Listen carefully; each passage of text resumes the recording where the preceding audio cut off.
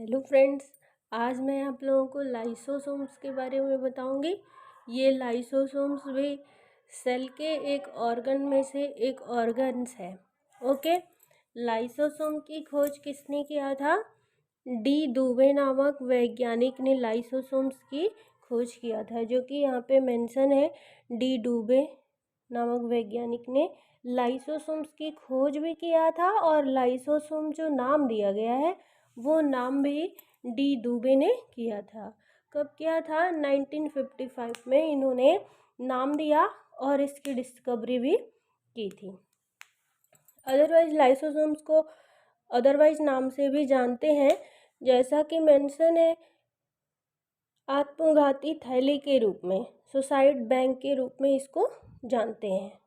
ये क्वेश्चन आता रहता है कि आत्मघाती थैली या सुसाइड बैंक किसे कहते हैं, तो लाइसोसोम्स को सुसाइड बैंक कहते हैं। नेक्स्ट, ये भी क्वेश्चन आता है एग्ज़ाम्स में, पीजीटी में कई बार आए हुए हैं, टीजीटी में भी आया हुआ है। सफाई कर्मी, कोशिकाओं का सफाई कर्मी किसे कहते हैं, तो लाइसोसोम्स को कोशिकाओं का सफाई कर्मी कहते हैं। ओके, आई होप आपको समझ में आ रहा होगा। आइटम बम किसे कहते हैं या फिर परमाणु बम किसे कहते हैं? कोशिकाओं का परमाणु बम क्या है, तो लाइसोसोम्स ही परमाणु बम हो गया, इसको कहते हैं।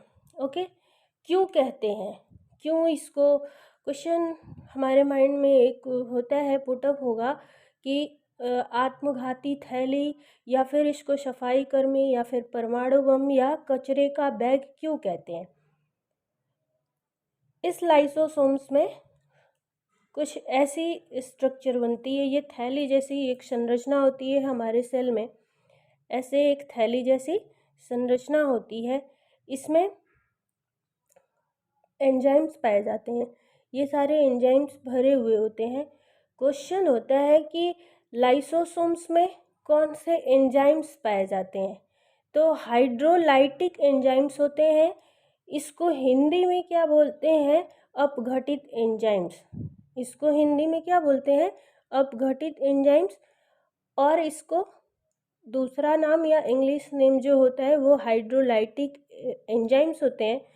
आपको आई होप आपको पता होगा कि जो एंजाइम्स होते हैं उनका काम होता है पाचन करना, वो डाइजेशन को करते हैं। जो एंजाइम्स होते हैं वो डाइजेशन में हेल्प करते हैं।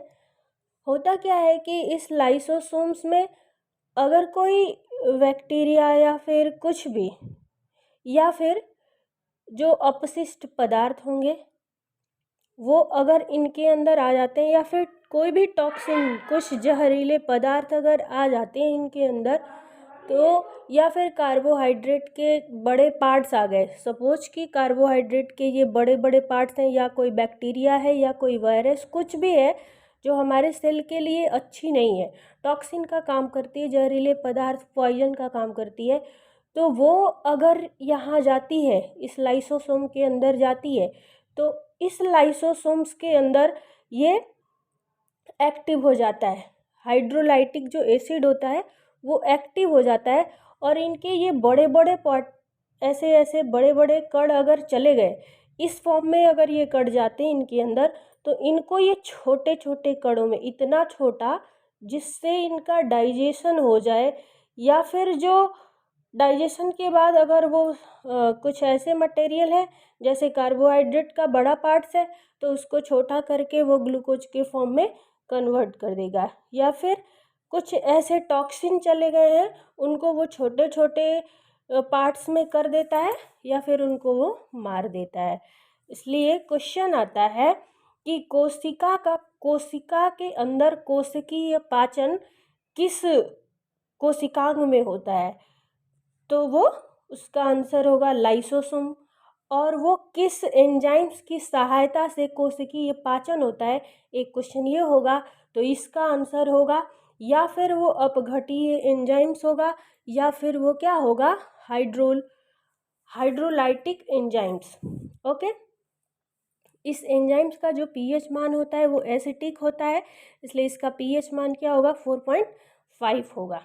ओके, इस कोशिकीय पाचन का जो टर्म होता है इसको क्या बोलते हैं?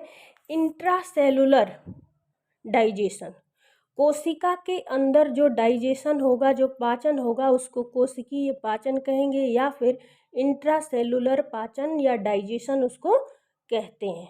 ओके, दो क्वेश्चन हमारे सामने हुए कि कोशिका के अंदर कौन सा एंजाइम्स पाया जाता है, तो वो कोशिका के अंदर लाइसोसोम कोशिकांग के अंदर हाइड्रोलिसिक एंजाइम पाया जाता है और कोशिकीय पाचन लाइसोसोम के अंदर होता है। ओके, सबसे इम्पोर्टेंट इनका फंक्शन होता है विखंडन करना। कोई बड़े बड़े कण, कोई बड़े बड़े मॉलिक्यूल्स हैं, वो छोटे छोटे पार्ट्स में वो डिवाइड कर देता है उनको, इतना इतना छोटा कर देता है उसको। अगर वो टॉक्सिन है तो उसको पूरी तरह से फिनिश कर देगा, ख़त्म कर देगा। अगर वो ओके, आई होप आप लोग समझ पा रहे होंगे। नेक्स्ट टर्म आता है कि हमारी बॉडी में सबसे ज़्यादा ये किस पार्ट्स में होता है, बॉडी के किस ऑर्गन्स में पाया जाता है ये, तो ब्लड में सबसे ज़्यादा होता है। ब्लड के किस पार्ट्स में होता है? WBC में होता है। ठीक है, ओके। नेक्स्ट आएगा माइक्रोफेज। ये माइक्रोफेज जो होता है ये ब्लड के अंदर पाया जाता है। इसके अंदर भी अवेलेबल होते हैं और कुछ ज़्यादा ही होते हैं, लेकिन सबसे ज़्यादा जो होंगे वो WBC में होंगे। और भी कई सारे ऑर्गन्स हैं, जैसे किडनी हो गया, किडनी के सेल में भी ये पाया जाता है और पैनक्रियाट सेल में भी ये अवेलेबल होता है, स्प्लीन में भी अवेलेबल होता है, लीवर में भी होता है। लीवर के कुफर सेल में होता है। कुफर सेल जो होता है वो कोशिकी, इसको हिंदी में कोशिकीय भक्षण भी कहते हैं। कोशिकाओं के लीवर के अंदर अगर कुछ ऐसे इन्वेस्ट मटेरियल अगर चले जाते हैं तो वो कुफर सेल जो होती है वो लाइसोसोम की वजह से, लाइसोसोम्स इसमें अवेलेबल होगा, इसकी वजह से ये जो विषाणु होंगे या फिर जो भी इन्वेस्ट मटेरियल होंगे उनको वो पूरी तरह से ख़त्म कर देती है। नेक्स्ट टर्म आता है, ये हड्डियों के अंदर भी अवेलेबल होते हैं। हड्डियों के कौन से पार्ट में? Osteoblast. Okay, thank you so much. I hope आप लोगों को समझ में आया होगा। वीडियो अगर अच्छी लगी होगी तो लाइक करिएगा, सब्सक्राइब करिएगा। Thank you.